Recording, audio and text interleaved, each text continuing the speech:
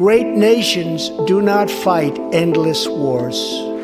Donald Trump's pitch to make America great again included a commitment to rethinking America's interventionist foreign policy. We went from mistakes in Iraq to Egypt to Libya to President Obama's line in the sand in Syria. Each of these actions have helped to throw the region into chaos. Trump's promise to unwind America's foreign commitments won the vote of some anti-war libertarians who argued that, while many of his policy views were odious, foreign policy mattered most. Donald is a peacenik, practically. Certainly compared to the war-mongering Hillary. On the campaign trail, Trump attacked Clinton for pushing U.S. intervention in Libya as Secretary of State, and her 2002 vote in the Senate for the Iraq War. Any vote that might lead to war should be hard, but I cast it with conviction. Almost everything she's done in foreign policy has been a mistake, and it's been a disaster. Trump would prove to be the less interventionist alternative to Clinton, argued historian Thaddeus Russell in a 2016 interview with Reason. Whenever there is a dictator or tyrant who we don't like in any part of the world, we are obligated to remove him. Trump is the first president to call bullshit on that very claim. It all began with the dangerous idea that we could make Western democracies out of countries that had no experience or interest in becoming a Western democracy. And in doing so, I think he may do great service for actual peace, believe it or not.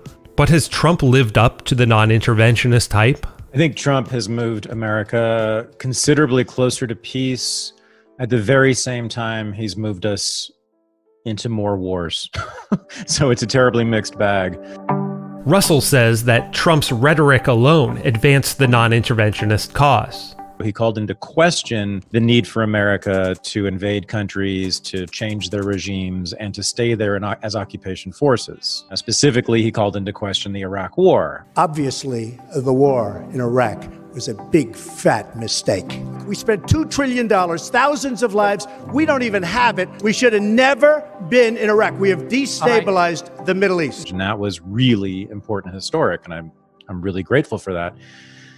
Unfortunately, of course, no one took him seriously, or they took him extremely seriously and tried to bring him down.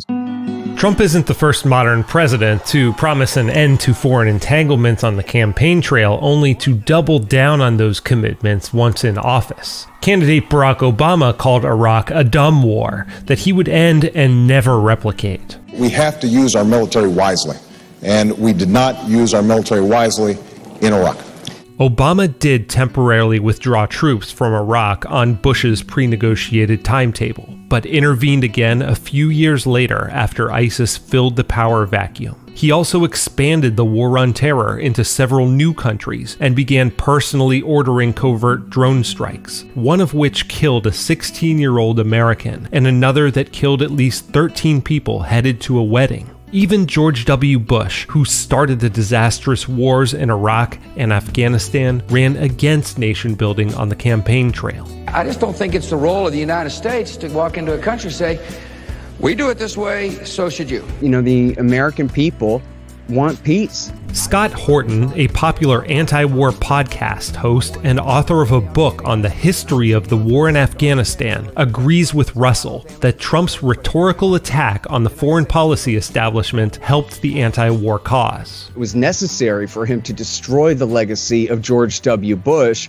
in order to help to defeat Jeb Bush. He really got the vast American sort of Tea Party Republican voters of America to finally admit that they were wrong to have supported George Bush. But he says Trump is too impulsive to be reliably anti-war. The problem with Donald Trump, of course, is that he's a millimeter deep. He has some instincts, but he doesn't have thinking really on these things. He doesn't actually really care. It's just a matter of sort of what feels stupid to him or not. It seems stupid to pour a bunch of money into the Afghan pit. But is it something for him to have real conviction about and prevent from happening? No. Trump's wars with the media, Democrats, and protesters draw daily press coverage. But just because America's actual wars aren't on the news every night doesn't mean they're any closer to ending.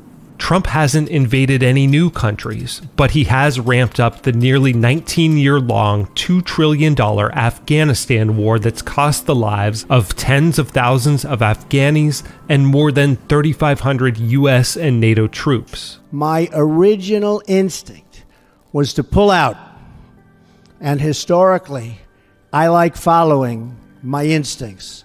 Once they get in there, all the incentives are to keep the thing going. Trump added thousands more troops in 2017 and dropped more bombs and missiles in 2019 than in any previous recorded year.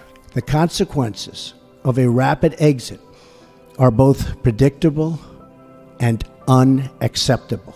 If you look at Barack Obama and Donald Trump both, they come in their first year in power and immediately they're met with this full court press by the military for an escalation. Instead of withdrawing troops from Afghanistan, Iraq, and Syria, he vowed to stop publicly reporting their numbers. We will not talk about numbers of troops or our plans for further military activities.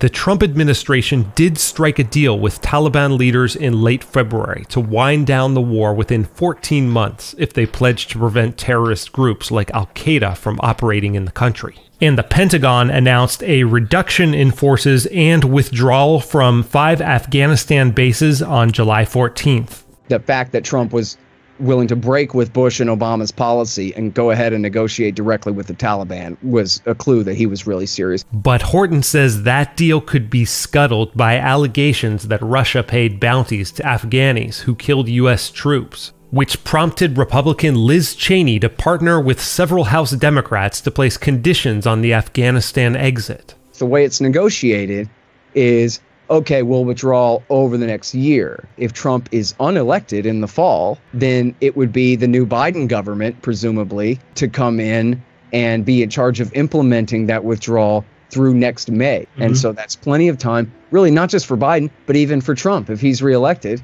to go ahead and back down. Once he's safely reelected, assume one thing blows up over there, and then all they have to say is, you know what, circumstances have changed, whatever it is, and stay.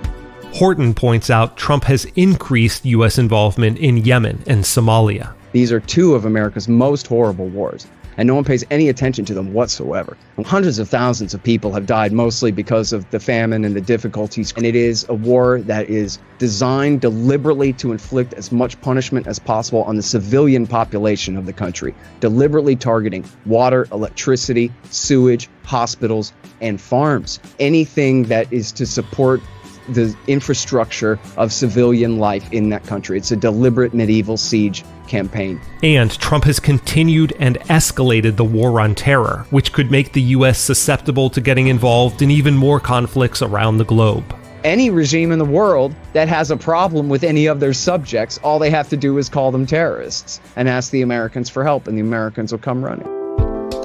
Iran cannot be allowed to have a nuclear weapon. Trump also undid Obama's nuclear deal with Iran and ordered a targeted assassination of Iranian General Qasem Soleimani, whom he accused of plotting an attack on an American base. We took action last night to stop a war. But after Iran fired back, Trump de-escalated. We did not take action to start a war. The previous year, he'd also called off an airstrike planned as retaliation for a downed drone. Administration is going to have to respond to this or lose a lot of credibility and standing in the region and around the rest of the world. Look at the narrative and the agenda in the media. Horton says media figures often criticize Trump when he avoids military action or pulls out troops as he did in northern Syria. The announcement is seen as another blow to U.S. allied Kurdish fighters. Well, this is exactly what everyone feared, a free-for-all in what was, one of the most stable parts in Syria. What he's done is green-lighted Turkey, green-lighted Russia. And praise him when he takes military action, such as firing missiles into a Syrian airfield following reports of a chemical attack. I am tempted to quote the great Leonard Cohen, "I'm guided by the beauty of our weapons."